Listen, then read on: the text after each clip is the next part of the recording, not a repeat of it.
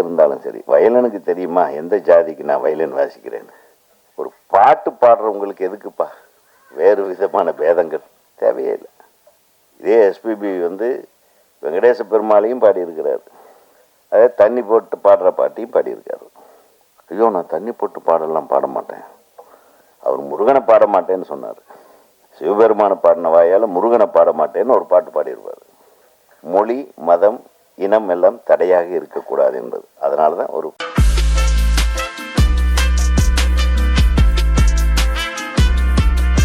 ராஜா சார்கிட்ட கூட கேட்டேன் நான் கொஞ்ச நாளைக்கு முன்னாடி.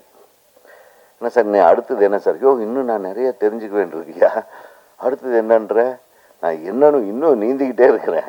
அது பெருங்கடல், பிறவி பெருங்கடல் மாதிரி. அது பெருங்கடல். இசையில் நம்ம நீந்த நீந்த நீந்த நிறைய விஷயம் கற்றுக்கலாம்.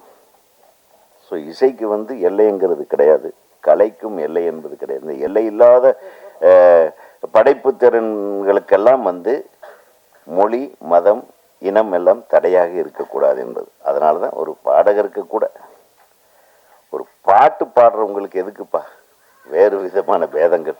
தேவையே இல்லை. இதே எஸ்பிபி வெங்கடேச பெருமாளையும் பாடியிருக்கிறார்.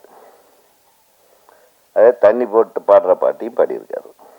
ஐயோ, நான் தண்ணி போட்டு பாடலாம் பாட மாட்டேன், அந்த வாயால் இந்த பாட்டு நான் பாட மாட்டேன்.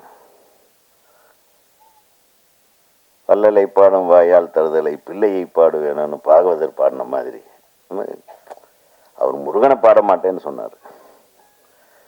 சிவபெருமான பாடின வாயால் முருகனை பாட மாட்டேன்னு ஒரு பாட்டு பாடியிருப்பார். அந்த மாதிரி இசைக்கு இசை கலைஞர்கள் யாராக இருந்தாலும் சரி, வயலனுக்கு தெரியுமா எந்த ஜாதிக்கு நான் வயலின் வாசிக்கிறேன்னு? ஒரு பாட்டு பாடுறவங்களுக்கு எதுக்குப்பா வேறு விதமான பேதங்கள்? தேவையே இல்லை.